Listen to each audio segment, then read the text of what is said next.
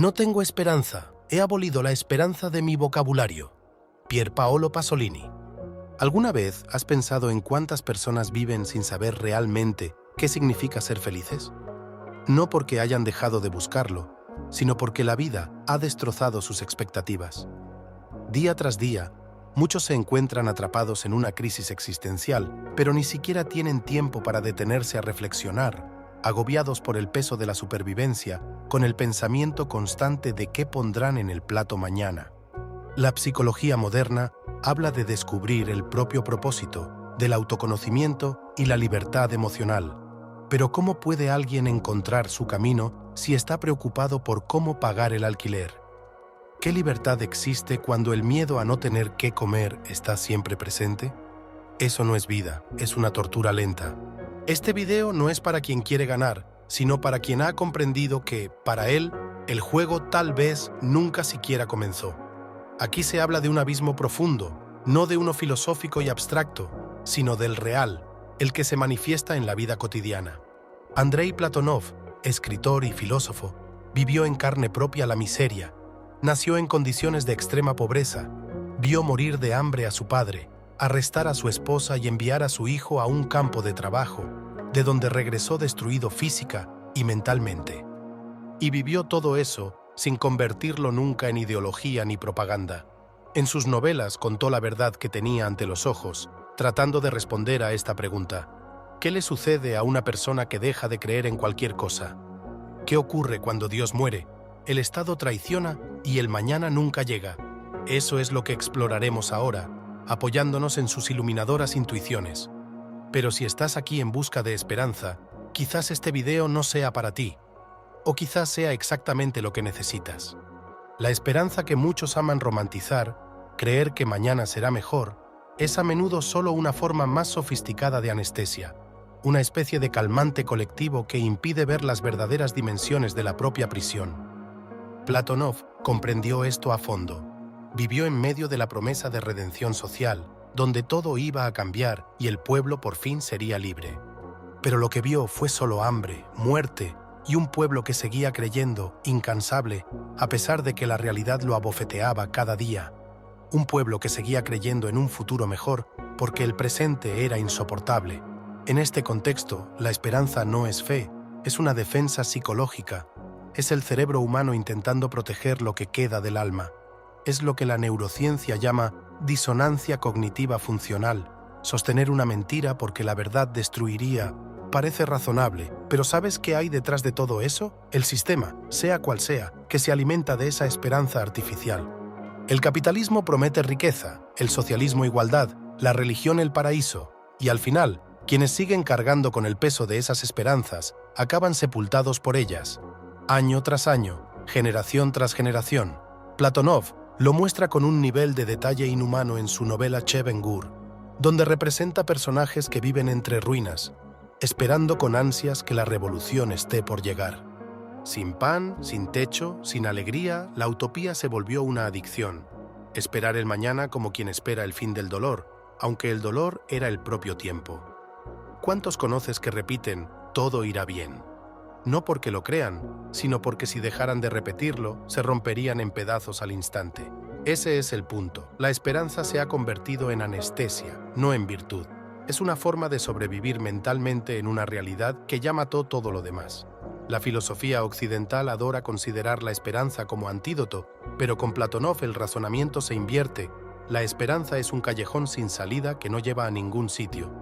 Es una resignación disfrazada, una forma de adaptación silenciosa, domesticada.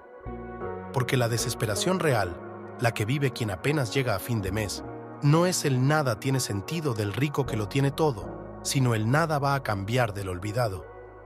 Y si te parece exagerado, mira a tu alrededor. ¿Cuántas personas siguen atrapadas en relaciones tóxicas porque esperan que algún día las cosas mejoren? ¿Cuántos trabajadores aceptan turnos inhumanos y sueldos humillantes porque se repiten que algún día será diferente? ¿Cuántas madres se saltan las comidas para alimentar a sus hijos, diciéndose que vale la pena, que tarde o temprano todo cambiará? Así, la esperanza se convierte en una cadena invisible. Es lo que frena la revuelta, retrasa el colapso y mantiene en pie el orden de las cosas, aunque ese orden esté podrido. Platonov muestra cómo cada uno de sus personajes es un cadáver que intenta mantenerse en pie gracias a palabras mágicas, y la más poderosa de ellas es mañana. La crítica aquí no es contra la esperanza en sí, sino contra la esperanza como consuelo ante lo inaceptable, contra la esperanza utilizada para aplazar y aplazar sin actuar. Justicia, dignidad, verdadera libertad. Esperar el mañana cuando el hoy es una tortura no es virtud, es desesperación disfrazada. Quien se aferra a ese tipo de esperanza nunca romperá sus cadenas, porque sigue creyendo en su carcelero. El mayor milagro de la historia humana fue hacer creer a millones de personas que su estado era como un dios, y más precisamente, un dios bueno. La narrativa dominante prometió, y sigue prometiendo, paraísos, distribución equitativa, justicia, una nueva especie de ser humano tecnológicamente avanzado. Pero lo que ha ofrecido en la mayoría de los casos ha sido un nuevo tipo de hambre y esclavitud, más organizada, más racionalizada, más silenciosa. Y la máquina siguió girando, acumulando cuerpos con la palabra esperanza estampada en la frente. Andrei Platonov no tuvo dudas. El Estado, como estructura salvadora, fracasó miserablemente, igual que cualquier religión que le precediera.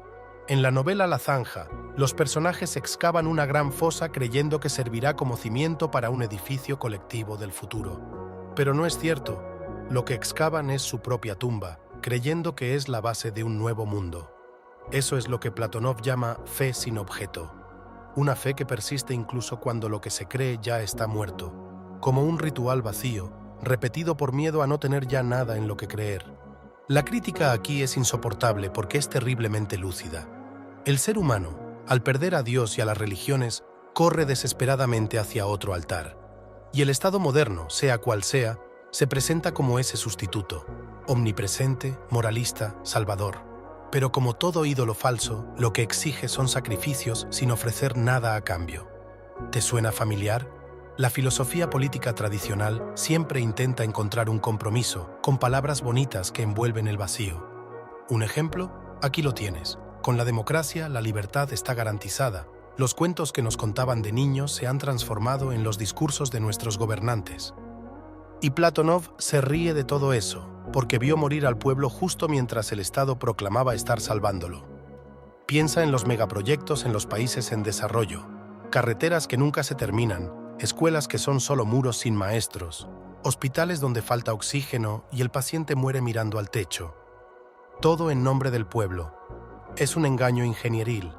Se crea la ilusión de que algo grandioso está a punto de construirse, cuando en realidad es solo otra forma de embolsarse fondos públicos.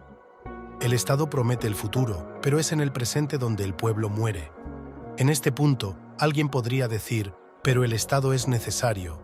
Claro que lo es, y justamente ahí reside la tragedia. Es necesario, pero no confiable. Nosotros lo necesitamos, pero él no nos necesita a nosotros. Y cuando eso ocurre, cualquier promesa se convierte en amenaza. La solución, lamentablemente, no está en el caos ni en la anarquía, porque eso requeriría que la mayoría de la población estuviera altamente evolucionada, lo cual no es el caso, y la solución tampoco se encuentra en el altar del Estado, porque cuando el Estado se convierte en religión, cualquiera que no crea en él se convierte en un hereje. ¿Y qué hacemos la mayoría de nosotros? No podemos decir que la mayoría está viva, solo podemos decir que están funcionando. El alma se ha ido y se vive, sí, pero con menos de lo que vivir exige. En la zanja, los trabajadores cavan la tierra sin saber por qué, sin saber para quién, sin saber si comerán después, y aún así siguen cavando. Según la ciencia, la pobreza extrema daña el cerebro. Y ojo, por pobreza no nos referimos solo a la falta de comida. La pobreza también es la falta de tiempo para pensar, para respirar, para existir de verdad. Estudios neurocientíficos demuestran que la escasez de recursos y el estrés crónico dañan la corteza prefrontal, la parte del cerebro que nos ayuda a planificar, decidir y regular las emociones. En pocas palabras, la miseria también sabotea la capacidad de salir de ella. Y aún así, el mundo exige motivación, creatividad, esperanza, como si fueran elecciones libres. Pero no lo son. Platonov no juzga a las personas por su apatía, muestra que ha sido el mundo el que las ha vaciado, les ha arrancado de sí mismas, exigiendo productividad a quienes ya no sienten nada, excepto el peso insoportable de seguir vivos. Pero este tipo de pobreza, por desgracia, es funcional, y no para quien la padece, sino para quien se beneficia de ella. ¿Y quién se beneficia? Pues quienes están arriba. Y tú, que estás viendo esto, podrías pensar, ¿no será exagerado? Lamentablemente no lo es, como tampoco debería ser lo que alguien trabaje 12 horas al día y aún así le cueste poner la cena en la mesa. Hay personas que piensan que morir no es un acto cobarde, sino un alivio, porque la vida, tal como es, no vale el esfuerzo. Cuando la vida se convierte en un campo de supervivencia, la muerte deja de ser un enemigo, se convierte en el único punto fijo en un mundo que no ofrece nada. Entonces, ¿qué queda? Queda el coraje de mirar al abismo sin apartar la vista, porque es allí donde se encuentra la dignidad, es allí donde comprendemos que no estamos tan lejos de ese vacío.